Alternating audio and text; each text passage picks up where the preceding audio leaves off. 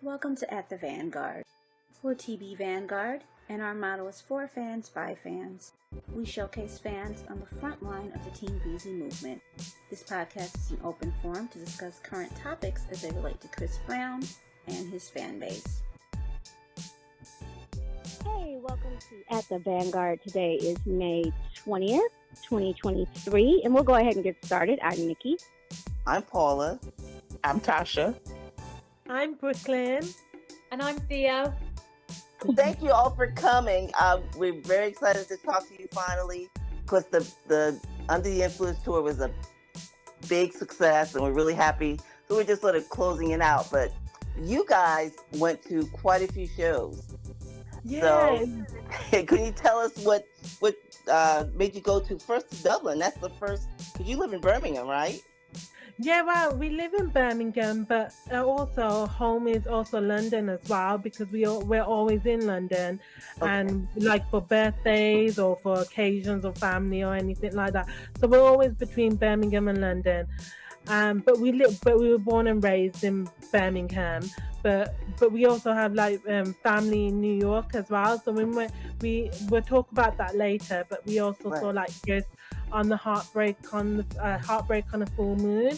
That was our first show that we ever saw him in another country. No, we saw him we saw him in Paris. Yeah. So we went to Dublin because when we were looking for tickets initially, he'd only released like a few dates, not loads. Oh yeah. And the tickets were crazy. Like everyone went for it. There was like a pre-sale to a pre-sale, and we were like there, like an hour before. But it was just kind of luck of the draw. And then what happened was we couldn't get the Birmingham ticket, and we were like, oh, let's see what we can do. And we got a London ticket. So that's what we initially said. We'll go to one of the London shows. And then he released more dates, and we saw the Dublin show was a new one, which we could get tickets for.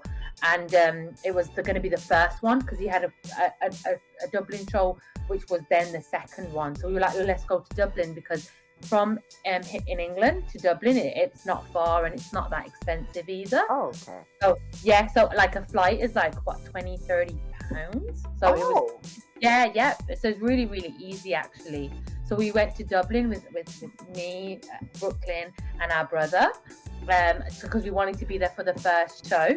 Right. Yeah, we wanted to see the first show because we always wanted to experience that. Yeah, the first show of the tour. So that's what we did then. And then we saw him in London. And then more dates were getting released, and we wanted to go to the last show.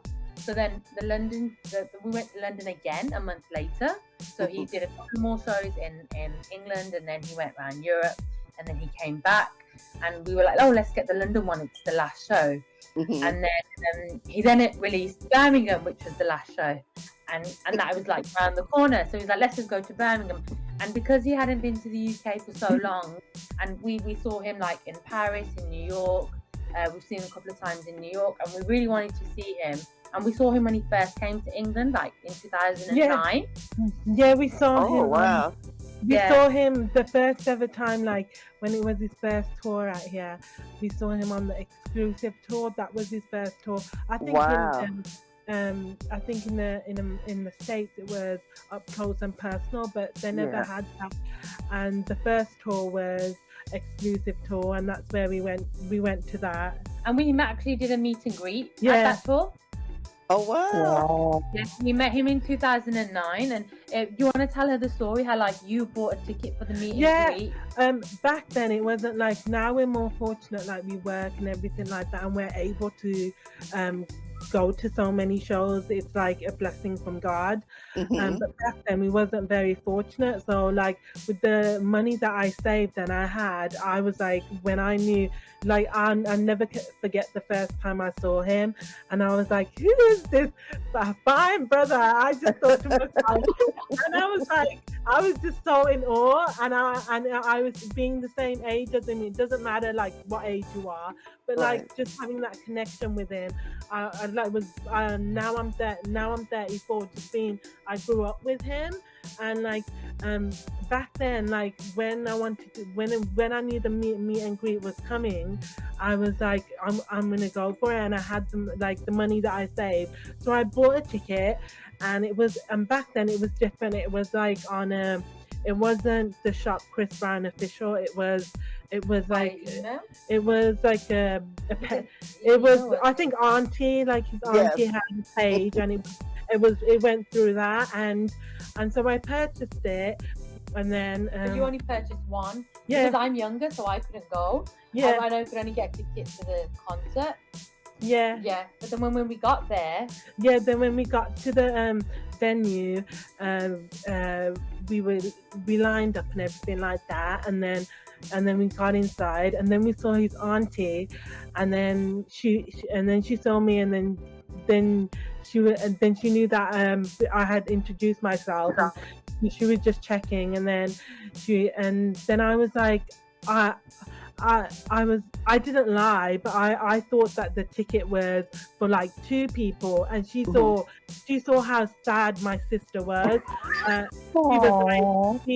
She let my sister for one ticket because we didn't know, and then what she did was she was like, just come on in, and then we both got to see him. She gave us like a free. She gave a free meet and greet to my sister. And you saw on her face how much it was. She didn't want my sister to like feel left out, and that's how beautiful, because it is a family. That's how they treat you, and that's how Chris has always treated everyone, and that's how his like mother and his auntie has. And when she saw my sister's face, like that's how it is. That's family, and she didn't want to leave my sister there like on her own or leave her left out, and that just shows the truth. That they like how Chris wears his heart on his sleeve. That shows their hearts as well. Like they truly, it's about family for them, and like and I'll never forget that they did something like that, very kind, and my sister wasn't left out, and I'll never forget that. And so that's something that we can tell, as like we always tell everybody, like we always defend them and everything like that, and yeah. That's wonderful. Now that was, you said 2009, but wasn't that like 2007? No, he did the exclusive. Was it? It was. Yeah, it was in 2009 was graffiti, and remember, graffiti. So 2007, 2007, 2008. Yeah, it was 2007 because I was in 08. No, it wasn't. It was 2009, January 14th, 2000. No, because I was right before everything. Okay. And 1 minute. Yeah, because exclusive was definitely 2009, wasn't it? No, graffiti was 2009. I know that in the States he did Up Close and Personal, but his first book, I remember because I was it must be like a month before everything. Yeah, that's why which makes sense. Okay. 2009. He just brought out that song with T-Pain. Was it Freeze? Okay. And he was wearing the same top that he was wearing an Andy Warhol t-shirt, the same t-shirt that he was wearing in the Freeze video. In the Freeze video. Oh, okay, the Freeze video. Okay. Yeah. I remember the last thing that I said to him was keep making great music, and I told him what my favorite songs were. So I remember that it was 2009 because that was his first tour. Yeah. Mm-hmm. Yeah. Right. But no, but now your meet and greet? How did it go? Were you shy? How'd it go? My sister's just left the room, so I'll tell you how mine went. And when she comes back in, she can tell you like how it was for her. Yeah. Right. Yeah, for me it was, oh gosh, I was nervous, but I didn't know what to expect. So we were just you go into the room and what was it? It was backstage, and we saw Mama Breezy as well. Yeah, we saw Mama Joyce, we saw Mama Breezy, and we saw Aunt Christine. And do you want to? You go first.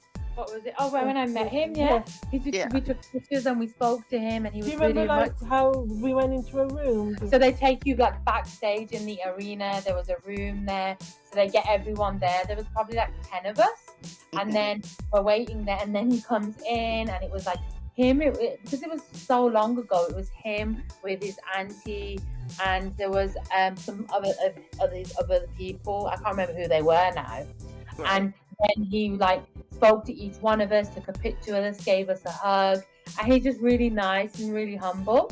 Yeah, like I just remember we were sitting down there, and then like the reason we like when I tell you that home is also London and New York, the reason we like going to the shows in the States, the vibe is different.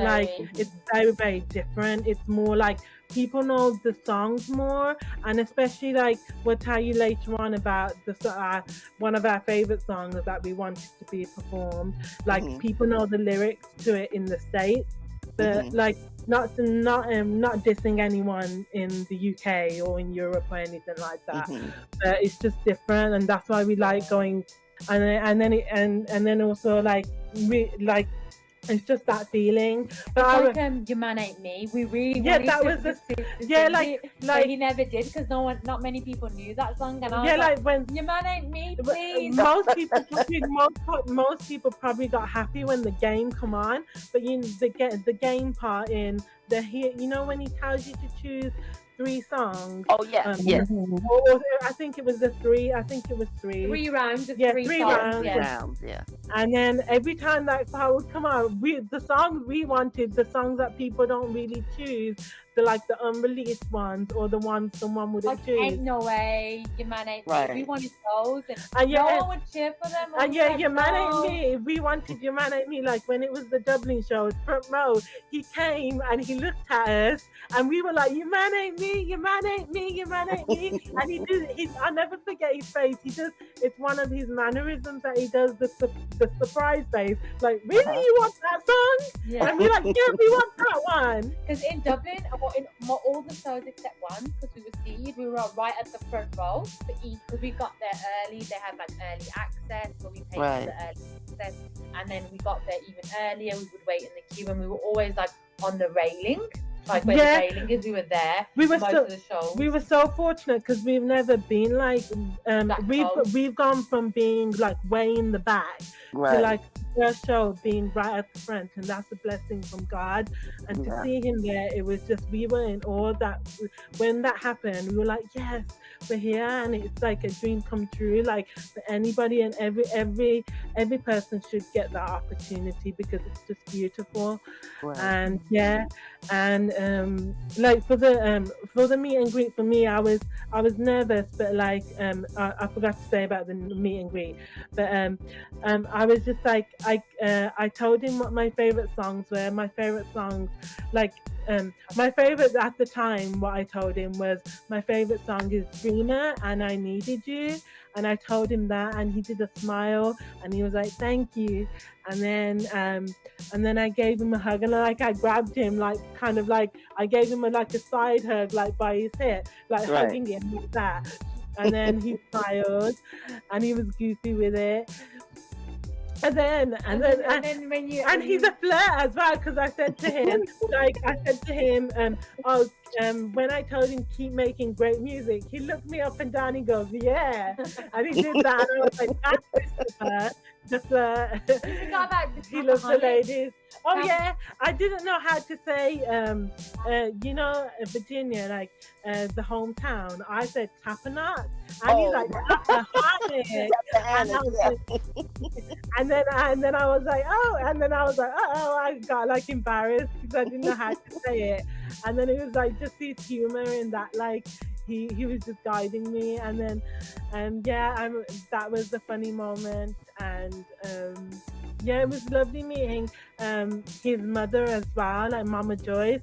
Like she I won't go into like all of it because it's personal, but she's also been like a very on social media, like she's shown me a lot of love and everything like that, and she's helped me in like personal things, and like I'm sure, like, there was one Christmas where, like, her clothing line, Rose Marone, Oh yeah. you can buy it. Like I was supporting it, and I had bought something, and I won her Santa onesie, and she sent it to me, and I haven't got a chance to wear it yet. I was supposed to wear it this Christmas, but I just it's still there, and I've still got it, and hopefully I get to wear it this year. But yeah, I won that, and she sent that to me, and then she also sends like little gifts in there, like an ornament with that says her name on there, like Joyce, Right. a Christmas ornament, and like little rose petals in there, and things like that, just supporting them and everything like that. And she's just like just saying like how she raised her son to be just that meaning of family and how you treat people, Right. and not seeing anyone as less than you or anything like that.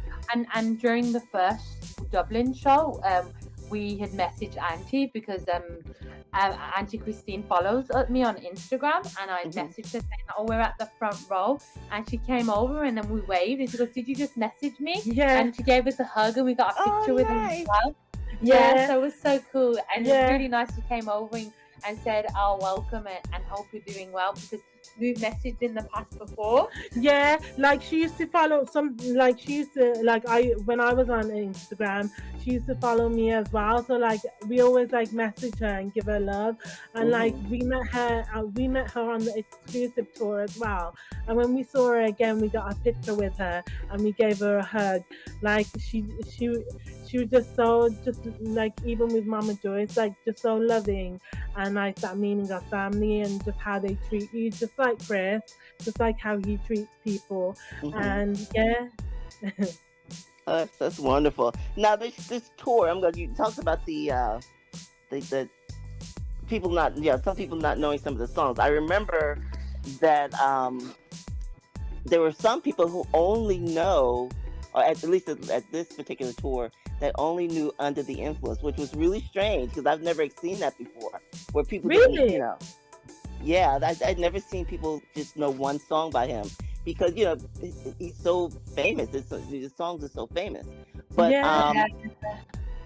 I think it really depends on where. Remember when Under the Influence got big again? Because it was big anyway because it came out in 2019. Yeah, right. And then it's been out for ages. But then last year he put a post up and it got like loads of traction again. And I don't know if that's also the same as in the UK as well. Yeah. Most people I know that had went to go see him because there was a lot of people I was seeing on my Instagram going, and they probably all knew like he's like Run It and some of the older songs, maybe some of the new. I'm surprised that some people just knew Under the Influence. I didn't even know that. I think people have favorites. Like people would ask me what my favorite was at the concert, and my favorite, like from back in the day, my favorite is I really love Don't Judge Me and the message behind that and everything he's been through and how he overcame no matter what, like to be yourself in a world where people are constantly trying to make you out to be something else. Just that song, that's beautiful. I really love Sorry Enough as well from Indigo album because I really love that song. It's a hidden gem. So really love Passing Time. That's my favorite, and I was telling everyone on this tour like that's my favorite song, and some people were asking like Passing Time, I haven't heard that, and I go, it's a hidden gem, and I really love the meaning of it and everything, and And then during like the shows as they were going on, like in the Dublin show, he'd perform Cab. But then as the times were going on, like removing some of the songs from the track list, weren't he? And he wasn't always playing them. And we don't know if it's because he didn't have time or people he wasn't getting the traction from them. But like Cab, we were so happy when he played it in Dublin. But then when we got to London and then Birmingham, he missed out loads of songs. But we were thinking maybe it's because he was going to the after party. But in Birmingham, he like missed out like Passing Time, Cab, Pitch Black. He did Psychic, I can't remember, and he missed some other songs as well, didn't he? Dream, yeah.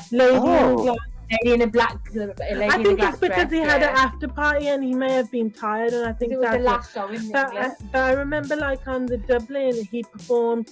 I was so happy he performed that, because it was just like he is his own person and he's come a long way, and that's what he wants to be known as, his own artist as well. But I think he's also made MJ very proud as well, because when he pays homage to MJ, and like when he played he performed Forbidden, and just to see that live is just so amazing, like how they're dressed like MJ-esque, and the song and how he's dressed, and just the vocals and everything like that, and how you hear it, and then seeing it live, like when he performed that, and we only seen that once, and I think he had only performed, I don't know if he had performed, I'm not sure if it was at other shows, but I know he did perform it at the Dublin show. Yeah, and that's the thing. I've seen him. I've seen him about 9-10 times, but I've seen him on the same tour like you did at more than one show. He actually performs different, for different audiences. The audience, like, he feeds off the energy of the audience. That's what I find unique about him. Yeah, like when he in the States, he did Your Man Ain't Me. People knew the lyrics, and we loved that song so much. Yeah. It's a classic. And like when he did that face, like his surprise face, his mannerism, like he was like, really, that song? And we were like, yeah, that song, we want that one. And like I think he must have been surprised, like, oh, that song's known out here. And like, because the vibe is different when you go into the States, and we've seen, and like we know that, and so I think I understand where you're coming from. Yeah, you know? It was really fun too to see the people in the subway sing some of the old songs in the subway. That was a great treat. Did you take the subway home, or did y'all drive? Y'all drove a long way. Yeah. I think they did that. I think that was in another country. I did see a video on it. Paris? Yeah, I think they did it in Paris, but I think they also did it in London, because people were walking through the streets doing it in London. Oh no, when we would like after the concert, everyone would get in there. We loved it, because when it was in Dublin, they have like these little carts that like people want to go from their like a bicycle cart. Their bicycle cart. Oh right. And there's an umbrella of some sort, and people were like pressing Chris Brown on their phone. Yeah, and like when it was the London shows, the people were like playing Chris and his song, and I was like, yeah, can we just stay here? I just want to listen to them. And I was like, I love this. This is how it should be. And then like, because we drove, when we were like walking past the cars, we could hear everyone in their cars listening to Chris at different songs. Yeah. That's great. See, that's the fun part about hearing everybody's experience at the tour, because you don't all see the same thing. That's an important thing about it. Yeah, I forgot to mention, it was on the London show, what number was it? The 20th of March. Yeah, on the 20th of March, when we, I think Privacy was coming on, and I was just standing there. My sister taps me, and then I see Aiko, and I'm like, and then I call out to him, and then many people knew who he. It was just me and my sister. That was a really special moment, because he's a beautiful child, like any child's beautiful, but we know that's British child. And then like when we didn't expect to see him, and like we saw him, and I called out to him, and then me and my sister were like I was saying like Aiko, and then he was like looking at me on my YouTube channel. Yeah. And I have it on my Instagram page, and I think Paula saw it, and and that moment was so special. He was calling out to his daddy. He goes, "Daddy," and then he was watching him, and then we called out to him again, and he just kept looking.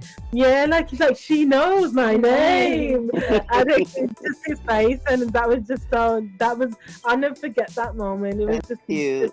It was special. And we saw his dancers like throughout the tour. So that same night, we saw Sketch. We saw Sketch. He's so loving as well. We were like, we love you, Sketch, and he was like, I love you too. And he was like blowing kisses to us, which is really nice. Yeah, he blew kisses. And then in the Birmingham show, we saw, is it Hercules? Yeah, we saw Hercules as well. And then you were like, you rock, and he was like, thank you so much. And I said, I love you to everyone, and I was like, I love you. What's the song I'm going to just ask you about? Take You Down. Now, there was one city he stopped doing it after a while, but I think it was Paris or Berlin, because he stopped doing it, and we'd already been to 2 shows and he'd done it, and then we were like, oh, we hope he, does it when he comes back, and then he stopped a couple of shows, and then I think he came back with it because it's classic, isn't it? That's very old. That's something I think because I don't know if you realize this. What he gave you was an element of every tour that you missed in the last 15 years. No, we do know. He used to do it back in the day, yeah. Yeah, but I'm saying that he gave you some element of each tour that you missed. And that particular one was from 2011, and he hasn't done it since. He hasn't done that since then. So he used to do it on Fame Tour and Fame Tour, 2011, Fame Tour. Yeah, That's the I only remember time he did that it. one. So I realized that. No, I do know that. But there's some people in the States who are like, oh wait, they didn't do it for us. That's because we had that experience already in 2011. I don't like when they say that, because I correct people when they say that, because I'm like, he has done that, and he used to do that back in the day, and he used to do it in the States, and they're like, oh, but he didn't do it on like one of them ones, but he wouldn't do that on one of them it's an old an old routine because the UK and Europe hasn't had shows for like over 10 years, so he's giving people what they've missed out on for like every year.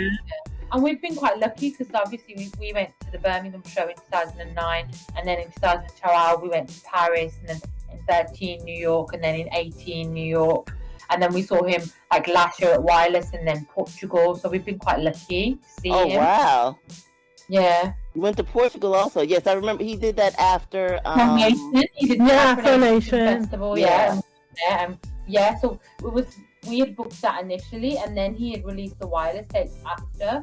So we ended up missing the first day of Afro-Nation because we booked that tickets ages ago, and we ended up finishing him in London, and then we got a flight, didn't we, straight to Portugal, and we were there in the morning to see him the next day at Afro-Nation. But I think flights then were like, it could have got cancelled. We were really lucky because I think flights were getting cancelled, like especially like in London and in Europe. Right. Because there was so what had happened during COVID was a lot of staff members had been laid off. Then it was like the first year after COVID. It was like not the first year, but it was the first time after COVID where people finally going back on holiday, and they didn't have staff. And then there was an airline that had gone under and become bankrupt. So it was like loads of other different flights were getting cancelled. So we were quite worried when we finished the Wireless show and we were going to Portugal. Like, oh, we're going to get there, and we were fine. We were really lucky. Yeah, we're so envious to hear all these places you get to go. They criticize us in the States about not traveling as much, but it costs us a lot of money because it's so far. But I know for you, those are really not long trips, long expensive trips. No. So like Dublin is like 40 minutes, an hour flight. Wow. Portugal is like Portugal's probably the longest. It's like 3 hours. Paris 2 hours. New York is obviously long for us. That's like 8 or 9 hours. Right. As I said, we have family there, so we come and visit. And then when we're doing all that as well, we want to see him. And the show atmosphere is very different. Like when we went to the Barclays Center in Brooklyn in 2018, I still say that's one of the best concerts I've been to, because the minute he came out, everyone stood on their chairs. We were like 8 rows from the front and we were standing on our chairs, and the vibe was just completely different. Yeah, like I think also when you go to festivals, that's very different as well, because like you're not very close and you're like way in the back, and there's like whereas a concert, like if you get there early, then you're at the front, and you have and it's just Chris, whereas festivals like at Afro-Nation, like before us there were other people, before Chris there were other artists, then after Chris there was I can't remember who was after Chris. I don't remember. Yeah, I don't remember. And because I was like, who would be after Chris? He should close the show. I know. And so there's so many other artists and people come different times, and people push a lot, whereas at concert everyone's got a designated seat. Right. That's Yeah, and I think it's just that they get excited and overexcited in the crowds, but now see, I couldn't stand up that long. I see a lot of times there was like no seats at all. I'm like, I don't know how. I really don't know how people stand up like that. Honestly, I couldn't do an hours and hours. We were like we would start the line at like 3 or 4 o'clock, and he wasn't coming on till like 9. Ooh. Yeah, but we were like only for Chris, no one else. Yeah, because I saw what was the last festival? Not the very last one, but the one before, in Thailand, the festival in Thailand. And there was somebody after him there too. But it's the funny thing is when he was watching somebody perform, I still don't know who it was. There were like crowds of people facing him. Like, wait, he's not performing. He's just standing there watching whoever perform, and everybody's got their phone on him. That was really funny. I was like, that's some king stuff right there. That was really funny.